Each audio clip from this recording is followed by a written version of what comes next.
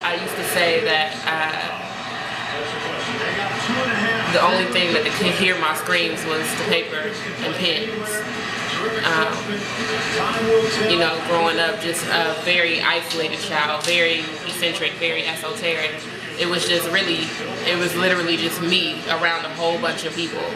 And nobody could really get me and understand me. And so writing was my refuge, and that was my escape. And that's why I wrote. And as far as my inspiration, you know, the only thing I know how to be is a black girl poet. And so anybody who is black or is a girl or is a poet, you know, in some ways I just readily identify with them.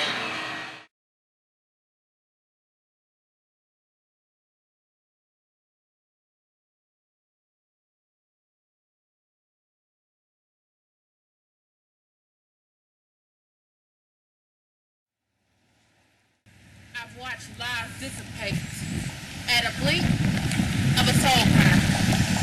Soul claps keep the beat as we watch sleep permanently creep up on loved ones. We live life having fun, laughing all the day long, but only strong survive is what they say.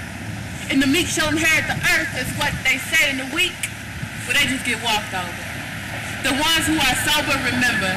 The drunk ones that wake up until after lunch. Such is life is what they say when they spend the next 4 days claiming I will live life right about a fifth night.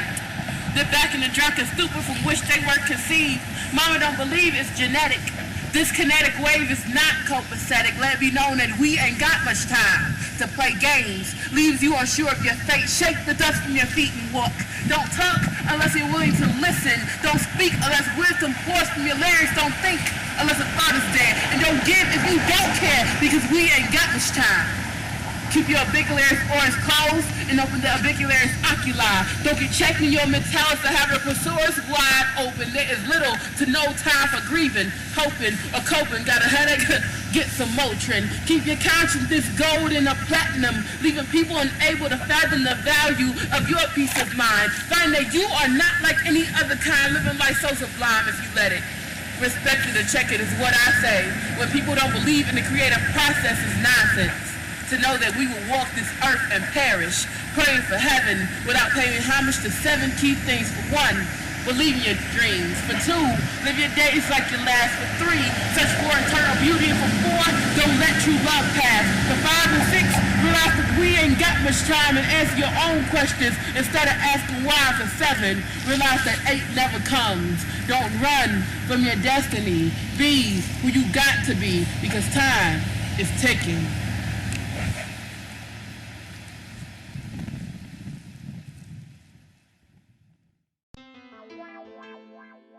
Introduce yourself, I suppose, you know, your name, your stage name.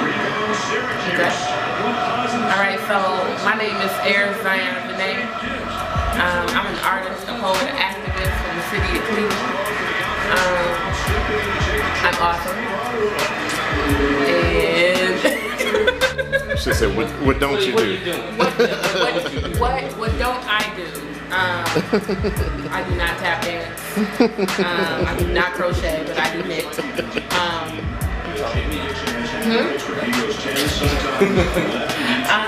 I make earrings.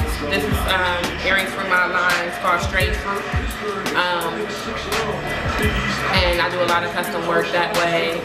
I'm the coach for the Cleveland Brave New Voices team at Cleveland Playhouse. The name of the program is Slam U. I go into schools and teach about diversity through the Diversity Center in Northeast Ohio. And we work to eliminate bigotry, bias, and racism through advocacy and education.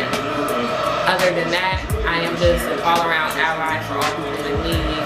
I love to smile, I love to dance, and I love to eat.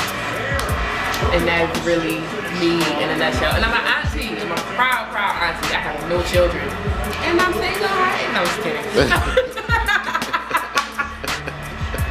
say something about the 10th year doing this? Oh yes, this is 2011 marks the 10th year of me being a performance poet and writer. I had just turned 17. I might not have even been 17 when I snuck into my first bar to slam downtown on West 6. I don't even remember the name. What you think about doing that? When I snuck into my first bar to go and do poetry, and I did it because I needed that space, and I had nowhere else to go where there were people around me who could cultivate me as a young writer. And now with programs like Slam U and Brave New Voices and You Speak, there is a space where we can focus on young people and really function from a youth-centered pedagogy, which is a blessing, which is why I do this work, because I didn't have anybody sewing into me as an artist when I was that age, and so I had to step into adult venues so I could get that artistic cultivation that I needed. And so now that there is a space, I want to make sure that all young people know that they can have a voice and that they can see the whole world doing the things that they love to do. And so that's what I do. I like this one. You discuss this piece because I'm thinking about what piece you want me to do. Just to say I write. I dream of prose composing line after line, time after time. I find that rhymes just find me before I know I'm writing poetry. A poet to poetry, a love to a lover. I am all of the above. There isn't one without the other. I choose to write just to get by, just to get high off of letters into words, adverbs, inverbs, persons, places, and things. If I could sing, I would be a lyricist. I'm a wordsmith, nailing words to conjunction. Punctuation is only to slow me down. I frown upon the poets who compose for the love of the artificial vessel called a venue. When the ink, pen, and paper is what I lost my virginity to, not the mic. So please, let's get it right. I made love for the first time when my words turned to rhymes and stanzas gave me the will to embrace this life. A wordsmith, a lyricist, I am a poet. Is it that hard to understand?